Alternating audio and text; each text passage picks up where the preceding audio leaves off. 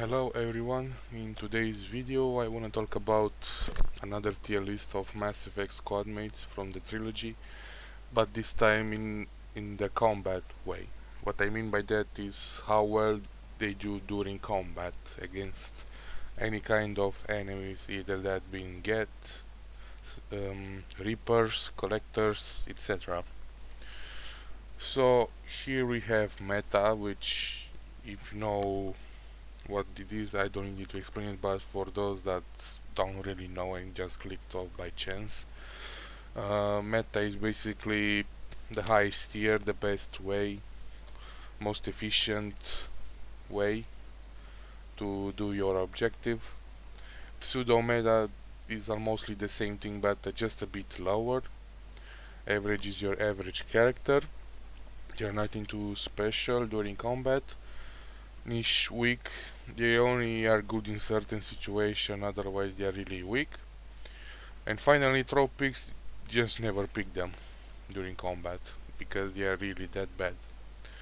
So let's start off with the only tropic in my opinion, which is gonna be Jacob.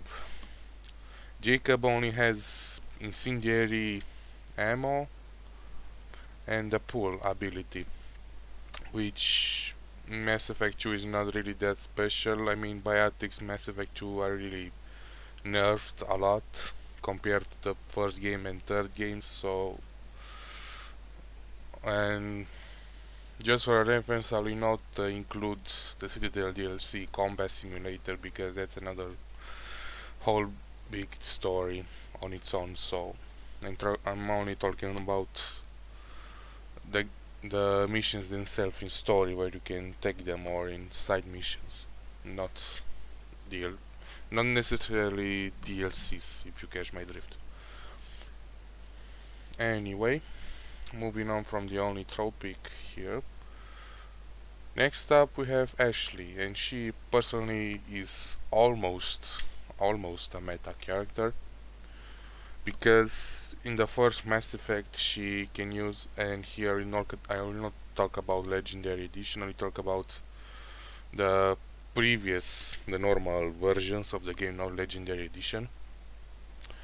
And she's basically the only squad mate in the first game that can use every type of weapon.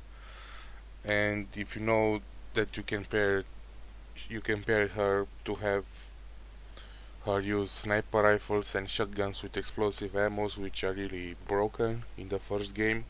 And she also has immunity, which is another broken ability in the game.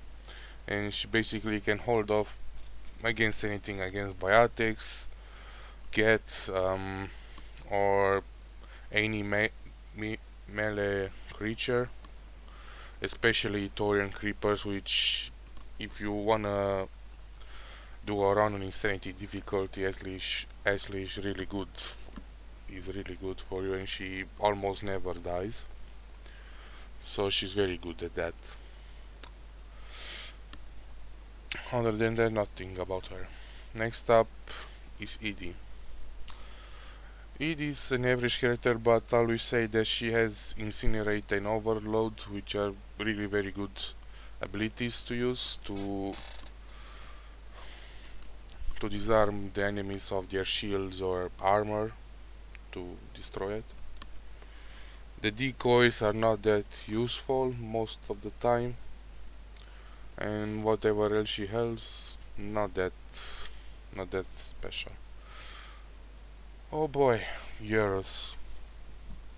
You've probably seen those videos on YouTube where basically if you upgrade his assault rifle and sniper rifle damage in Mass Effect 3 and you give him like the N7 Typhoon, he's basically a moving machine gun.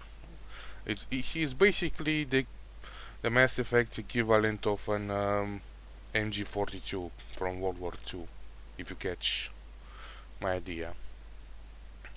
And he can kill everything in less than 5 seconds, whether that's a Brute or Banshee or anything in Mass Effect 3. Unfortunately, in Mass Effect 2 is not that meta. I would say Mass Effect 2 is roughly here in one of these spots, In Mass Effect 1, he specializes in sniper rifles, obviously, which, like I said with Ashley, if you equip sniper rifles and shotguns with explosive ammo, they are gonna really knock enemies off. So that's just for gears there. Oh yeah, he also has really good abilities as well if you really are struggling, especially as classes biotics like Adept or Vanguard. He can really help you there. Next up is Grunt. Unfortunately, Grunt is a weaker version of Rex, and he doesn't have that much stuff. Honestly, he only has concussive shot and the Krogan ability itself to charge at enemies and damage them. But that's about it. But honestly, he's the best squad mate to take with you on the collector ship. I'm sorry, the Reaper derelict ship. Yeah, the Reaper derelict ship, that mission in Mass Effect 2, which you will only face 99% hacks and science. So he's really good there. But other than that mission, I don't really bring him along. He's just not that good, honestly. And Jack is here. Like I said before, biotics in Mass Effect 2 are kind of weak in general compared to the other games. But she still has some really useful abilities, especially if you wanna stun the enemy. Even though they have their armor or shield, you can still command her to use her shockwave, which will briefly stun the enemy, give you enough time to kill them. Of course, this doesn't apply to all enemies, so also she dies really easily in the game, so that's why she's also here. Next up is James. James is basically like Grunt. He has grenades, which are good for groups, and Carnage, which is a returning ability from the first game. It's another good ability, but he's nothing special, honestly. He's just average. Same thing with Javik. The best thing about him, it's his biotic grenades and his, what I think it was called, Dark Channel, his own special ability that only he can use, and it's some sort of poison type passive damage thing. I'm not really sure. I don't never really notice it when I play Mass Effect 3, so if anyone can correct me on that, you're welcome. He also brings you the, what was it called? Plasma rifle? No, I'm not sure what it's called, but that's one of the best rifles in the game, so even more reason to bring him along. Kaidan. Again, even though he's a sentinel, he barely shows that he is one, because he can die sometimes really quickly, and he only really notable ability is Reeve, so especially if you have trouble with, let's say, Banshees in Mass Effect 3, or another enemy that uses barriers or something like that, you can bring him along if you want. That's all I have to say about him. In the first game he's really weak, but he has really strong abilities, so that's why I put him there, because if he didn't have good abilities I will put him right here. Kazumi, another weak character. She dies extremely easily, but she has really useful ability, which is, I would say, tactical cloak, which she can mainly punch an enemy from behind, especially if you have in trouble or just wanna create a distraction or something like that. She can be useful, but in most situations she only really gets herself killed, really. Liara, I don't have to mention it, even though in the second game she barely makes an appearance. She only Her only appearance as a squad mate is in her own DLC in Lair of the Shadow Broker. She's really powerful, especially Stasis, compared to the first game where Stasis was really weak. But from Mass Effect 2 onwards, it's really good biotic ability. She also has Warp and Singularity, which are really great abilities, especially in Mass Effect 3. And if you can bring her along and you have another biotic squad mates or you yourself are a biotic, you can create some combos with biotics which do a shit ton of damage, so that's really good. Even back in the first Mass Effect game she was really good because she had all the biotic abilities, but I'm not sure if this is corrected in Legendary Edition, but she also used to have Overload, but it was bugged in the first game, so you can never command her to use it except if you use the settings to allow your squad mates to use their powers at their own will, all of them. Anyway, Lirara, no introduction, no no more stuff needed to say about her because she's a monster really in terms of combat, and she basically, especially if paired with Garrus in Mass Effect 3, the game becomes a joke. You can just sit back and just stay behind cover our game, and both of them will do your job for you. So Legion, unfortunately for our boy here, he's just average, but at least he brings his combat drone, and you can make two different drones in the second game with Ali, like one of them to have an attack drone, the other an explosive drone, which is really useful. But he appears really late in the game, and if you are really rich enough to get all upgrades, you can give him the Widow, which if you played if you looked at the rifles somewhat, you'll know that the Widow is the best sniper rifle in the series, so he's decent but nothing special. Miranda, the same page like Garrus and Yara. She has she has counters to every type of defense. She has warp to deal with barriers and armor. She has overload to deal with shields.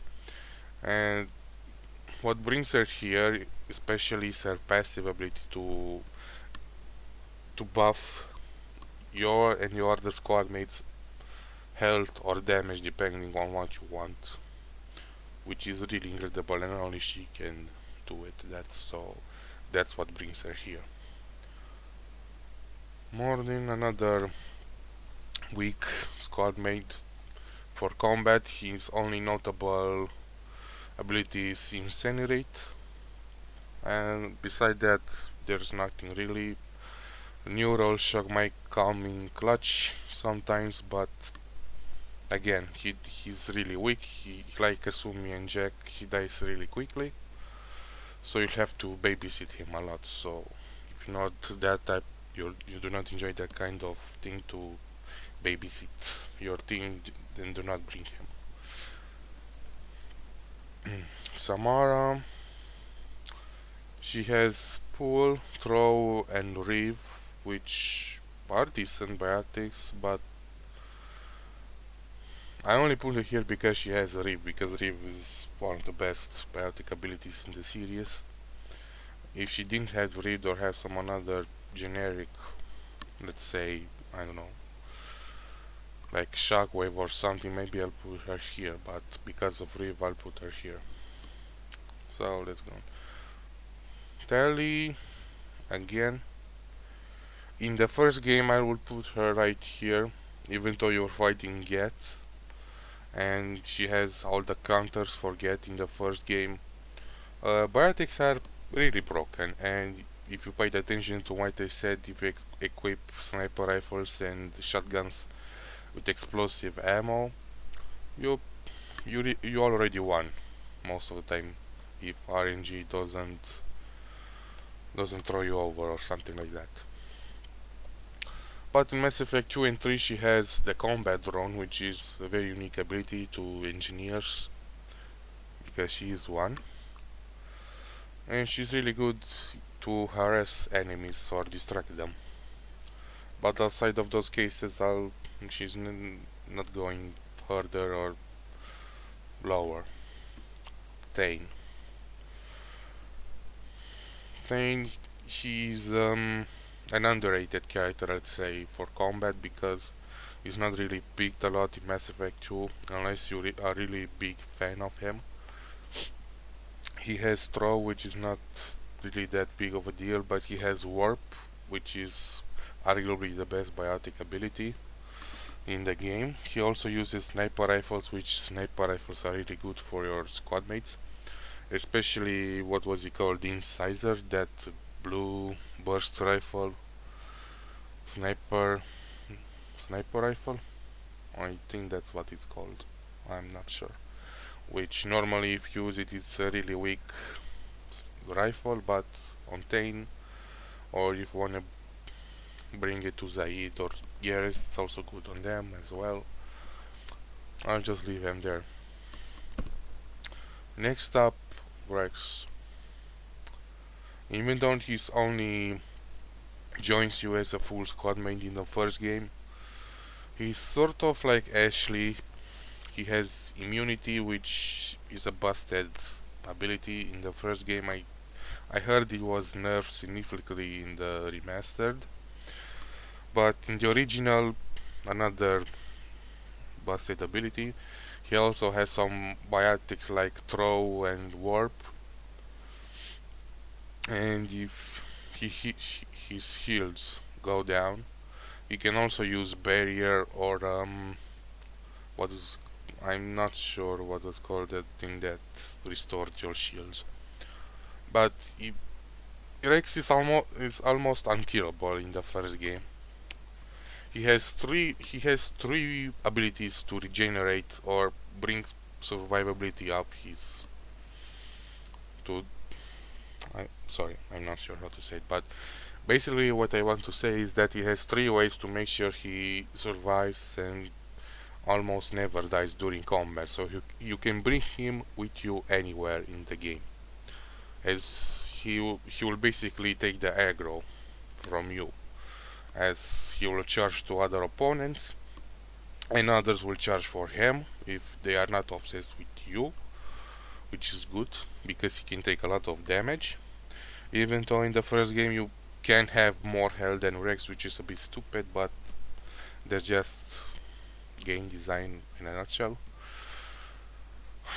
In the second game he does not appear as a squad mate, and in the third game he only appears in the Citadel DLC, which he's great there, but you can only bring him for what, like 2-3 missions there. Don't get me wrong, he's still good there, especially when you wanna charge. There's these Cat 6 mercenaries which have those ridiculous shields that are really strong and use really effective shotguns, but Rex will distract them for you, so if you are having trouble with those guys, just bring Rex with you. And finally, Zaid. He, again, like most of the cast, is an average character for combat.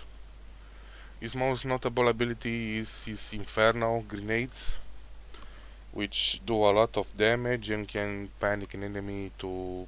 It's basically a stun, but that's really good. He also uses sniper rifles, which arguably are the best weapon that your squad mates can use in the series. So that's that.